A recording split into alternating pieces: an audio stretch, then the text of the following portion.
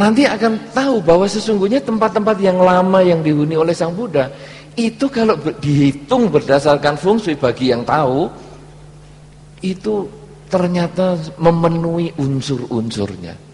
Mungkin bisa dikatakan feng shui-nya bagus. Kenapa demikian?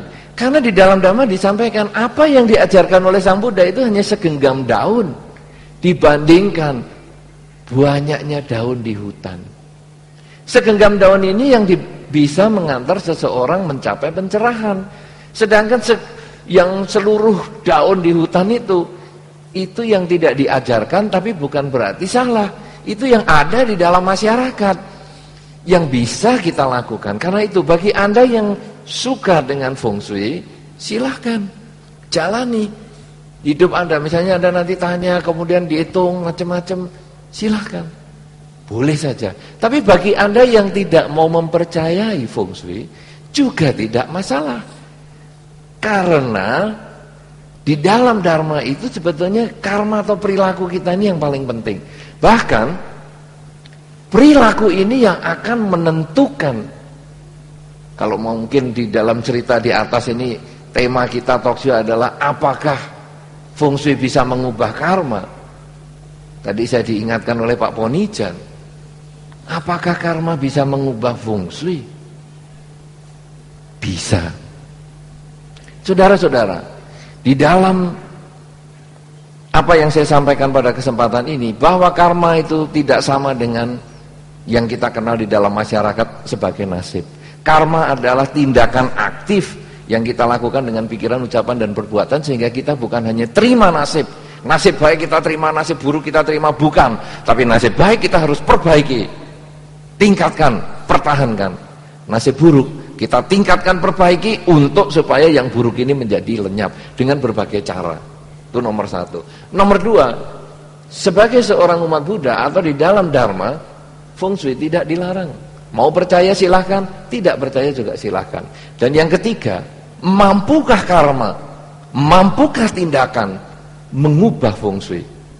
Ini yang akan menjadi penutup dalam uraian saya pada awal ini, yaitu sebuah cerita yang nanti Anda akan simpulkan sendiri, mampu enggak?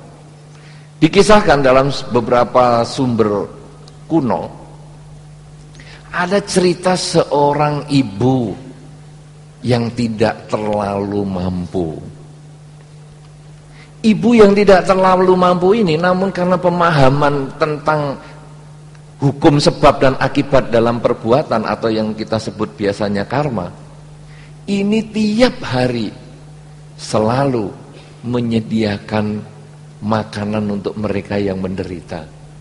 Di berbagai negara Buddhis kadang kita sering melihat para biku jalan keliling untuk pindah patah atau memberi kesempatan umat berdana makanan.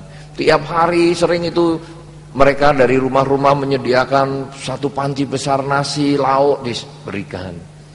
Itu biasa sekali. Nah, ibu ini karena tinggal di lingkungan Buddhis tapi tidak terlalu banyak biku, dia sering memberikan kepada pengemis. Dia membuat di rumahnya semacam kue yang kita sering namanya pao. Kita kenal namanya bak pao. Tapi karena ini isinya bukan babi, baknya itu kan artinya babi toh, roti babi. Ini sebetulnya pao saja, roti saja. Ya, kalau di Malang nanti ada pao telo. Ya, nanti Pak Ponijan mungkin bisa lihat juga. Nah, orang ngomong loh kok pao telo? Ya iya, bak pao toh, bukan. Karena bakpao kan isinya babi. Nah, ini dia hanya membuat pao saja, roti itu dia bagikan. Siapa saja yang datang, orang kenal nggak kenal pokoknya dikasih, yang minta dikasih. Nah, ada pengemis. Pengemis kalau dapat bagian begitu kan senang sekali. Wah, kasih. Satu pengemis khusus dapat satu, dia minta lagi. Boleh nggak? Saya minta paumu tambah lagi. Ya, boleh. Boleh nggak saya bawa pulang? Boleh. Boleh nggak saya ambil suka-suka saya? Boleh. Ambil banyak, masukkan kantongnya yang kumel itu, dibawa pergi. Akhirnya pengemis di sekitar situ ngomel-ngomel. Wah, bagaimana ibu, kamu ini kok memberikan pengemis itu terlalu banyak, kita nggak kebagian. Ya sudahlah, ini apa yang aku bisa berikan ya aku berikan. Lah kan kita nggak punya, kan besok bisa untuk lagi bagi-bagi lagi kalau kamu mau begitu. Ya besok ya kalau saya hidup. Kalau saya sudah mati, kapan saya punya kesempatan berbuat baik? Loh, dia kan mintanya berlebihan. Dia minta berlebihan berarti kebutuhannya lebih banyak. Nah kalau kamu kebutuhannya tidak terlalu banyak, kamu nggak usah minta seperti dia. Jangan kamu melakukan, dia kok banyak ya, aku juga harus lebih banyak. Jangan, kalau memang kamu butuh, ambil. Kalau kamu sebutuh dia banyaknya, ambil sebanyak dia. Kalau kamu nggak butuh, ya kamu ambil secukupnya. Pokoknya aku menyediakan ini loh, tempat yang besar ini pausannya. Nah kemudian tiap hari dia begitu. Pengemis yang spesial suka minta banyak ini tiap hari juga datang. Dan ibu tua ini tidak pernah mengeluh. Apa yang pengemis lakukan ini dia kerjakan. Apa yang pengemis minta dia berikan. Satu hari demi satu hari, sampai 1 minggu, sampai sebulan, sampai setahun. Tiap hari pengemis ini kalau pulang dari tempat ibu ini selalu membawa pau yang banyak di dalam kantong kumelnya. Kemana dia pergi ibu ini nggak pernah tanya. Dia juga nggak pernah ngomong, apa kamu jual lagi tau pau saya? Juga tidak, pokoknya kasih.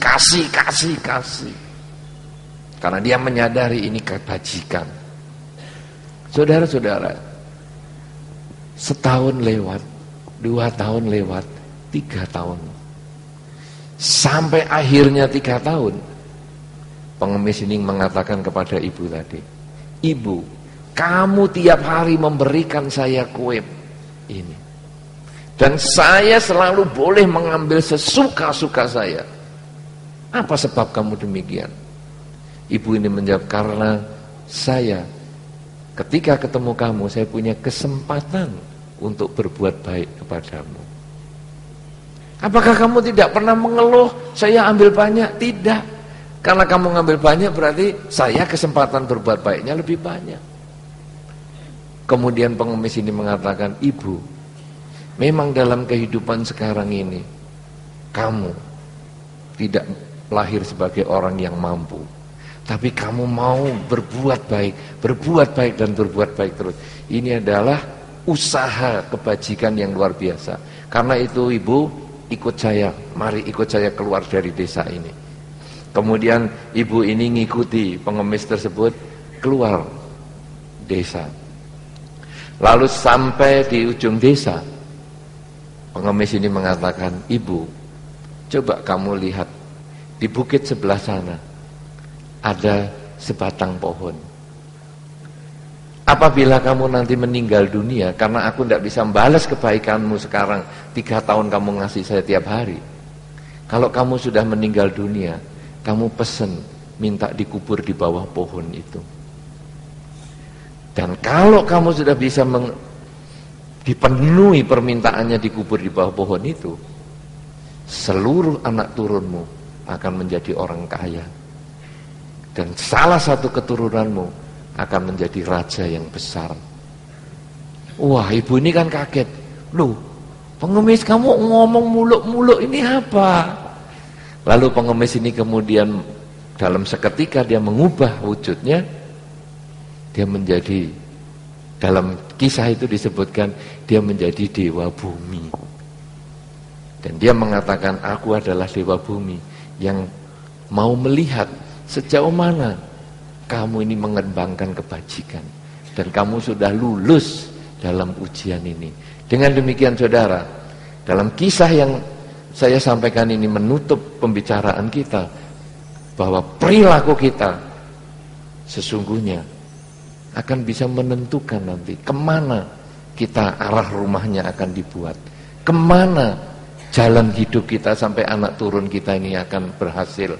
Karena perilaku kita bisa juga menjadi pengubah feng shui yang seharusnya kita dapat yang jelek. Dengan perilaku baik, feng shui kita ketemu yang baik. Karena ternyata kuburan di bukit di bawah pohon itu dipercaya orang sampai sekarang, katanya itu feng shui-nya sangat baik sehingga layak kalau dia menurunkan generasi orang sukses. Terima kasih atas perhatian Anda.